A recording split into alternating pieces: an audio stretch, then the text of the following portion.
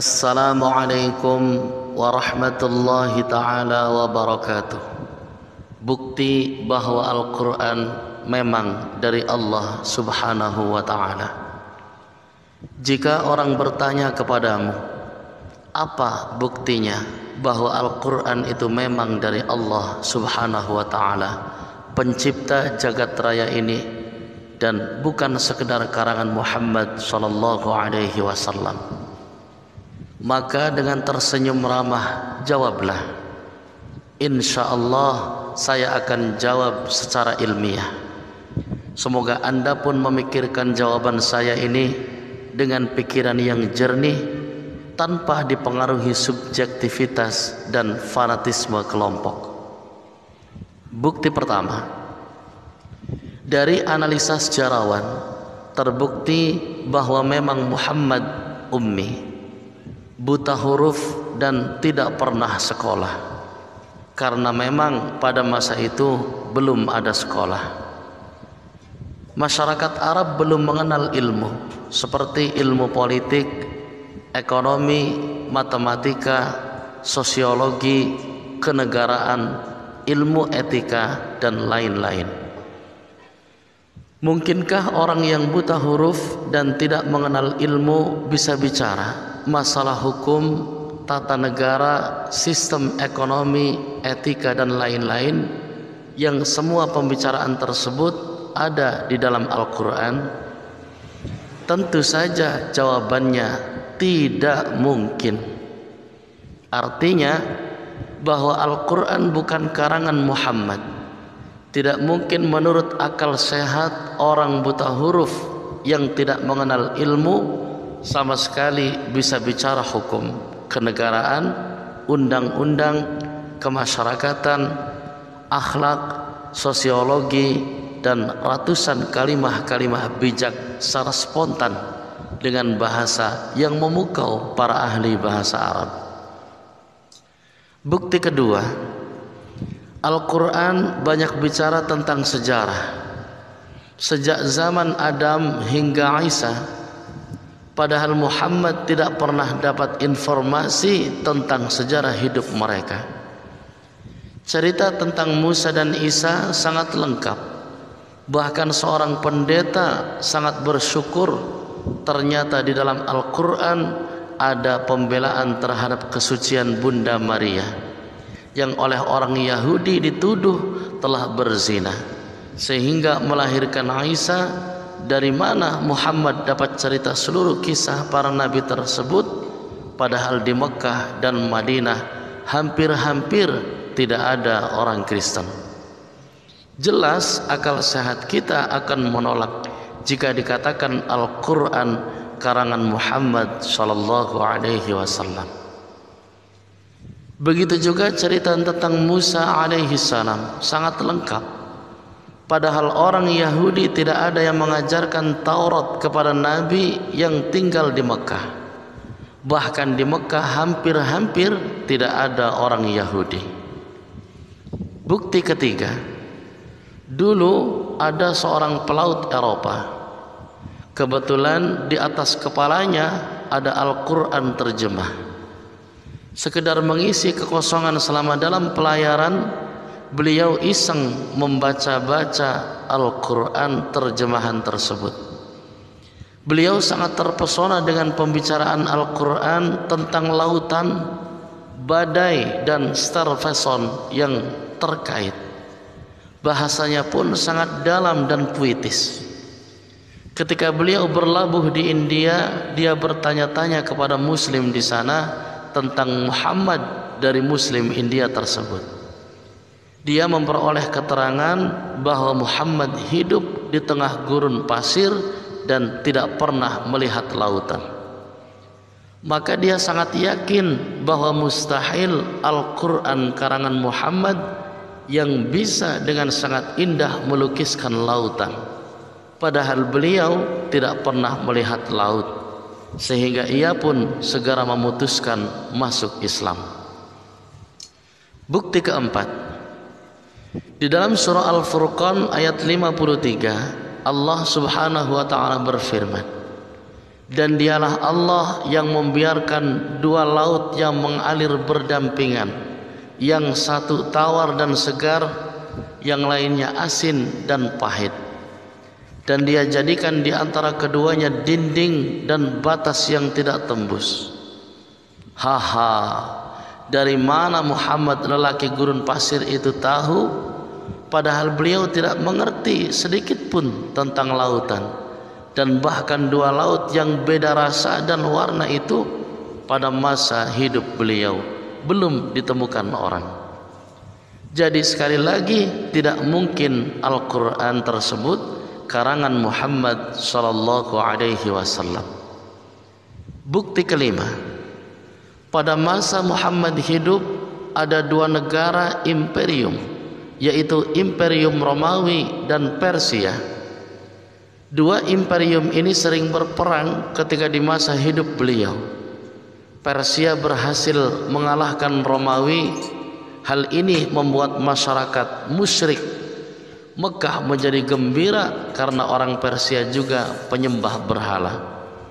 Sebaliknya, orang Islam bersedih karena Romawi menganut agama Nasrani yang seakar dengan Islam.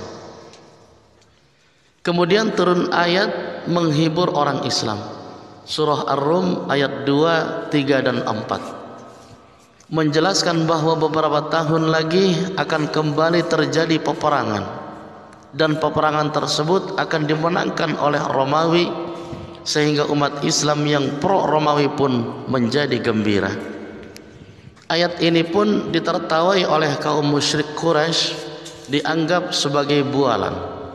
Muhammad saja karena waktu itu Romawi terlihat sudah sangat lemah. Maka Abu Bakar menantang orang musyrik untuk bertaruh dengan taruhan belasan ekor unta. Tantangan diterima oleh musyrik Quraisy, dan 7 tahun kemudian apa yang diramalkan Al-Quran pun terjadi. Romawi kembali perang dengan Persia dan peperangan dimenangkan orang Romawi. Jika Al-Quran bukan dari Allah dan hanya sekedar karangan Muhammad, tentu saja beliau tidak akan bisa meramal sesuatu yang akan terjadi di masa depan. Bukti keenam, seluruh ahli bahasa dan ahli syair dari kalangan musyrik Quraisy mengakui secara jujur bahwa kalimat-kalimat Al-Quran sangat tinggi kandungannya, sangat indah susunan kata-katanya, dan sangat memukau. Tidak ada sebelumnya kalimat-kalimat cerita, nasihat, dan kalimat berita yang ditulis manusia yang sebagus Al-Quran. Sampai-sampai orang Quraisy pun menjuluki Muhammad sebagai tukang sihir, yang kata-katanya bisa memukau semua orang. Dan bukti yang lebih mencengangkan lagi dari jutaan kitab yang pernah ada di dunia ini, hanya Al-Quranlah satu-satunya kitab yang bisa dihafal secara pas, kata demi kata, oleh jutaan orang. Bahkan orang tidak mengerti bahasa Arab seperti ribuan anak-anak Indonesia mampu menghafal Al-Quran yang lebih dari 600 halaman. Adapun pastor dan pendeta tidak akan mampu menghafal Injil atau Bible kata demi kata secara pas, walau hanya 100 halaman. Hal ini menunjukkan bahwa Allah sebagai yang menurunkan Al-Quran telah mengatur sedemikian rupa sehingga memudahkan bagi semua orang untuk menghafalnya. Bukti ketujuh, dalam surah Yunus ayat 92 diceritakan bahwa jasad Fir'aun musuhnya Musa alaihi salam akan diselamatkan Allah. Padahal peristiwa sejarah Musa alaihi salam dan Fir'aun tersebut terjadi 1200 tahun sebelum Masehi.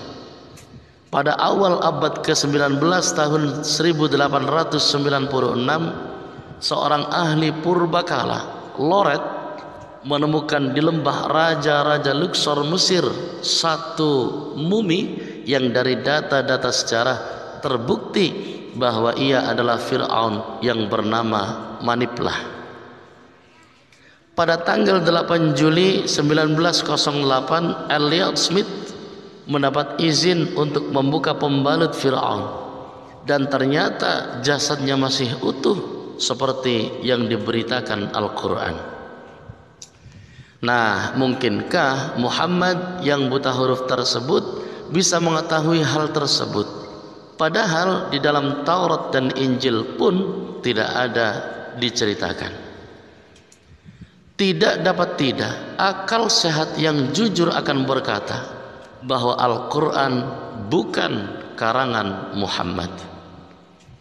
Bukti ke-8, dalam Al-Quran surah Yunus ayat 10, surah ke-10 ayat 15, Allah menjelaskan bahwa cahaya matahari bersumber dari dirinya sendiri, sedangkan cahaya bulan adalah pantulan. Dari mana Muhammad bisa tahu padahal dia buta huruf dan ilmu alam zaman itu pun belum sampai ke situ, bahkan belum ada kajian keilmuan. Bukti ke-9, Al-Quran turun secara acak, kadangkala turun karena ada suatu peristiwa atau pertanyaan, sahabat maupun orang kafir. Jadi tidak ada upaya penyusunan kalimah. Kebanyakan ayat turun secara spontan dan disampaikan Muhammad secara lisan. Namun yang terjadi sangat mencengangkan bahwa banyak terdapat keharmonisan yang di luar nalar manusia. Dari hasil studi bertahun-tahun, Syekh Abdul Razak Naufal menemukan hal-hal yang menakjubkan yang kemudian ia paparkan dalam kitab yang ia tulis, Mukjizat Al-Quranul Karim.